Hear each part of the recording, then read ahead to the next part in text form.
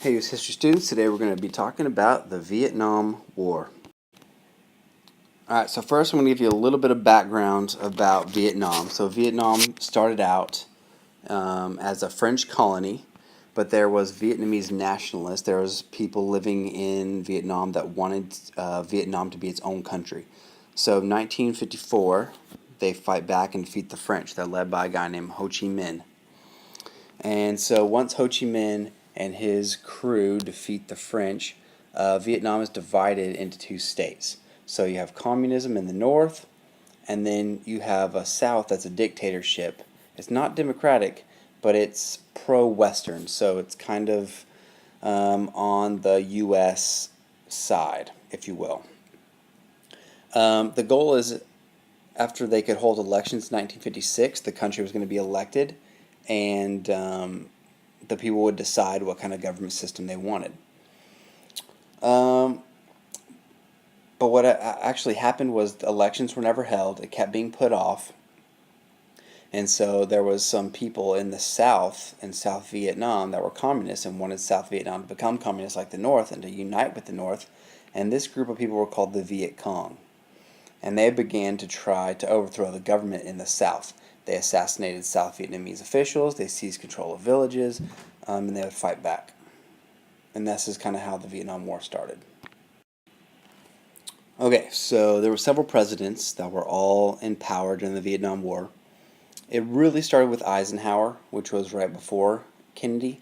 But Eisenhower kind of suggested that the domino theory was in effect, and that kind of like if you think of a row of dominoes, if a country falls to communism, then the countries around that country will also fall to communism and so on. And so you don't want one country to fall to communism because then the rest will.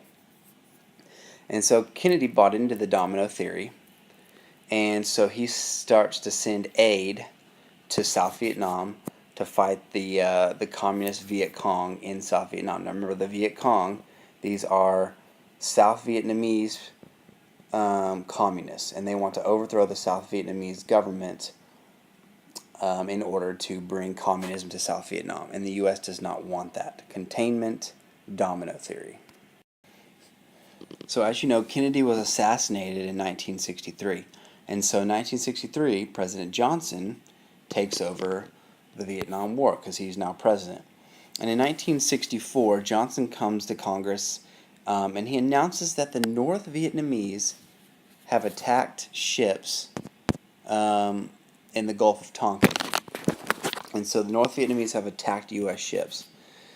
So Congress issues what's called the Gulf of Tonkin Resolution. The Gulf of Tonkin Resolution basically gives President Johnson the power to do whatever he needs to do.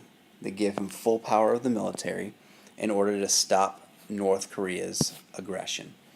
It later came out that the U.S. ships were actually in North Vietnamese waters and helping South Vietnamese warships when they were fired upon.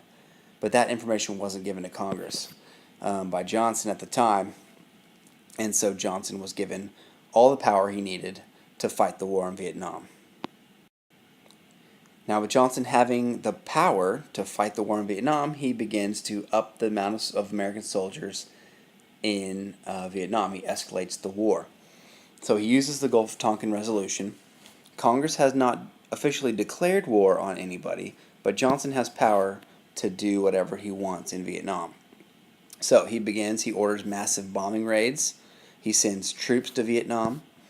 And U.S. troops use these two things you need to remember: napalm and Agent Orange. So napalm is like a sticky gasoline-based jelly, and it really burns. And so they would use this against the North Vietnamese. They'd also use Agent Orange because Vietnam is a very thick jungle area. And so Agent Orange is an herbicide.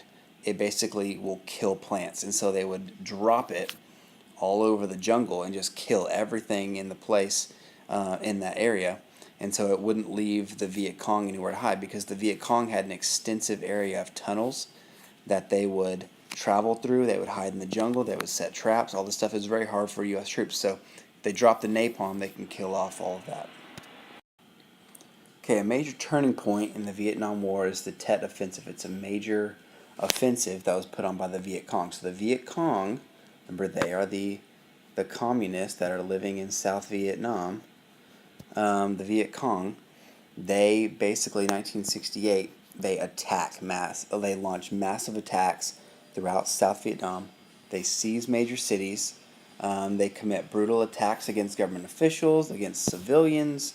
Eventually, the American forces are able to win. They push the Viet Cong back, but it's considered a turning point because this really shows the American people the power that the Viet Cong has. Because the American government just keeps telling the people that, hey, we got this, it's in hand, victory is coming soon, it's no big deal. And so now the American people really see the power that the Viet Cong has, the ability to pull off such massive attacks. It really shocks Americans back home. It shocks them that our troops were caught off guard by the Tet Offensive. And so it's considered a turning point in the Vietnam War. All right, so Vietnam begins to run into problems by 1968. So the U.S. is spending tons of money, dropping tons of bombs on North Vietnam. By 1968, the U.S. had dropped more bombs on North Vietnam than they had dropped during all of World War II. And they were spending $25 billion per year on the war. Now, here's some of the problems that Americans faced in the war. Now, the first is the North Vietnamese and the popularity of their cause. Now, they kind of saw this as an independence movement. They were fighting for independence on their own soil. It's almost like if you think back to how Americans felt fighting against the British in the Revolutionary War and had George Washington leading the troops. It's the same kind of thing here. Ho Chi Minh, father of their country, leading the troops for war for independence. And so they're fighting tough, they're hanging in there, and they're a strong adversary. Second thing is difficulties of guerrilla warfare. So it's in the jungle, it's foreign territory. American troops have never fought a war like this. It's tough. It's easy for the Viet Cong to hide. It's easy for them to move secretly. And then at home, there's problems. There's growing discontent. People are disliking the war. The media is reporting the war. This is one of the first wars where it really is hitting home inside most Americans' living rooms on the nightly news. They're getting to see the war. They're seeing the death and destruction. Previous wars to this, there wasn't TV with news cameras all everywhere reporting everything. And so people see the atrocities of war from their home, and they don't like it. And so millions of young Americans are protesting the war. All right, so 1968, there's an election. You've got Richard Nixon winning the election in 1968. Lyndon Johnson does not run in 1968, and the Republican Nixon wins. Now, Nixon has a few new policies to add into the Vietnam War with his aide, Henry Kissinger. The first one's going to be Vietnamization. Basically, Nixon says, all right, we're going to start handing over the fighting to the South Vietnamese. They need to defend their own turf, and this is going to allow U.S. troops to withdraw. But we're going to increase bombing to aid, and we're going to provide military aid to South Vietnam. But ultimately, we're going to hand this war off to the South Vietnamese. The Americans can't bear the brunt of this war any longer. 2 is an invasion of Cambodia. So basically what was happening is the North Vietnamese were coming down through Laos and Cambodia, and they were attacking South Vietnam from there. And so Nixon felt like if he could cut off their supply lines in Cambodia, he would be able to stop some of the infiltration into South Vietnam. So he started bombing Cambodia secretly. And 3 was diplomacy. North Vietnam was backed by other communist countries like China and the Soviet Union.